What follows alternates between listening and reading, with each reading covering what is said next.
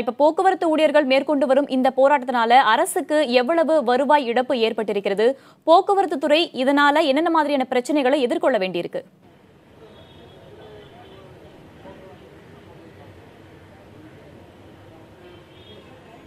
போக்குவரத்து தொழிற்சங்க கூட்டமைப்பினர் 10 தொழிற்சங்கங்கள் இன்று 3வது நாளாக கோரிக்கைகளை வலியுறுத்தி வேலைநிறுத்த போராட்டத்தில் அவர்கள் ஈடுபட்டு வருகிறார்கள். முன்னதாக 15ஆம் தேதியிலிருந்து வேலைநிறுத்த போராட்டம் என்பதில் இருந்து 14ஆம் தேதி முன்கூட்டியே இந்த போராட்டமானது தொடங்கியிருக்கிறது. தமிழகத்தை பொறுத்தவரை மொத்தம் 24,000 அரசு பேருந்துகள் இயக்கப்பட்டு வருகிறது. அதாவது சென்னை மாநகரம் மற்றும் வெளி மாவட்டங்களிலிருந்து பேருந்துகள் இயக்கப்படுவது, மினி பேருந்து மற்றும் மலை கிராம பகுதிகளுக்கு பேருந்து இயக்கப்படுவது என 24,000 அரசு பேருந்துகள் இயக்கப்பட்டு வருகிறது.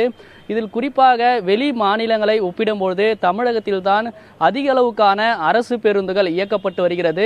தற்பொழுது இந்த வேலைநிறுத்த போராட்டத்தின் காரணமாக பொதுமக்களுக்கு பேருந்து சேவையில் பயணம் செய்வதற்கான பாதிப்பு ஒரு புறம் ஏற்பட்டிருக்கிறது.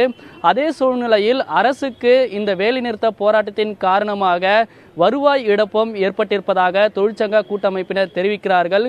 குறிப்பாக நேற்று ஒரு நாளைக்கு மட்டும் 20 கோடி ரூபாய் 50 லட்சம் ரூபாய் இழப்பு ஏற்பட்டிருப்பதாக தொழிற்சங்க கூட்டமைப்பினர் தெரிவிக்கிறார்கள்.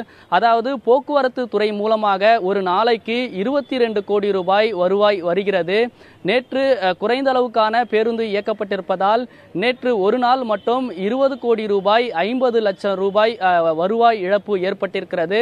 அரசு பேருந்துகளை பொறுத்தவரை தமிழகம் முழுவதும் ஒரு நாளைக்கு 2 கோடி பேர் அரசு பேருந்துகளில் பயணம் செய்கிறார்கள். சென்னையை பொறுத்தவரை 3600 சென்னை மாநகர பேருந்துகள் இயக்கப்பட்டு வருகிறது.